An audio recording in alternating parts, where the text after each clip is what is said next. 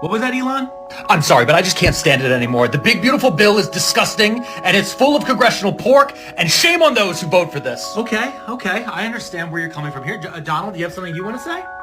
I'm very disappointed with Elon. I've helped him a lot. He knew this bill better than anyone sitting here. He had no problem with it. But the second we said we were going to cut the EV mandate, huge problem he had. Okay, I'm hearing accusations. I'm hearing a lot of I statements. So can we just stick to... Without me, Trump would have lost the election, Dems would control the House, and the Republicans would be 51-49 in the Senate. Such ingratitude.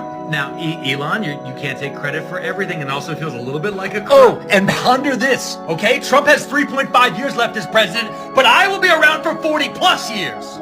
Okay, that feels like a supervillain monologue there, buddy. It feels like a supervillain monologue. I mean, you should remember your rockets are all paid for by... The easiest way to save money in our